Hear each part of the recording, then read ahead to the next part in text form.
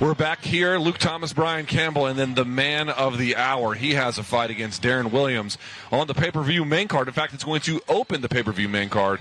He is one of the best running backs to ever do it. It's Frank Gore. Mr. Gore, how are you, sir? We cannot hear him in his microphone. We got to turn that on here. There we go. How are you, sir? I'm doing good. You know what? You're the only person who actually worked out up there. I'm usually work out in the morning, and I just felt like I didn't do nothing this morning, so I wanted to get a sweat in. Good. Well, look, we talked about this could just be a photo shoot to some people. To some people, you could send a message. I'm not saying you were trying to send a message, but I think you should send a message. You looked all business in there. That's what it's about. I decided to take the fight. I'm excited about it, and I want to do good. And, you know, like I said, I didn't get a workout this morning, so I wanted to get a sweat in to feel better about the day.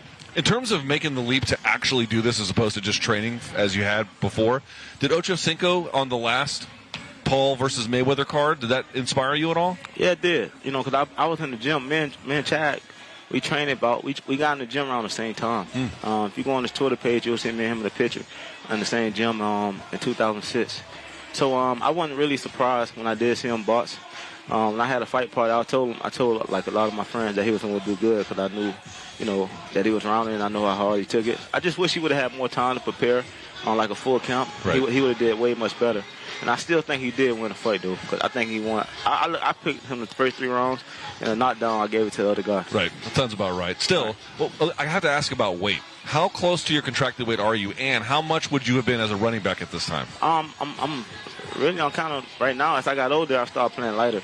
So I started playing like at 208 when I got up in age, just because, you know, I feel like as you get older, you want to get lighter to help your bones and stuff, your body. So right now, I'm probably like 3 or 4 pounds over right now. Right now, I'm probably like 211, you know, but I'm right there in my fighting weight. And I call that my playing weight.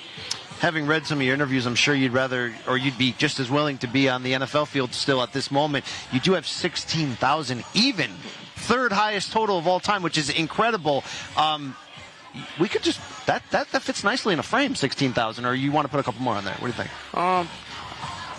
I'm right now. If a team in the playoffs who got a great chance to make a run to go to the Super Bowl, that's the only way I go back. You know, I just feel like I did everything. Only thing I didn't do was win the Super Bowl.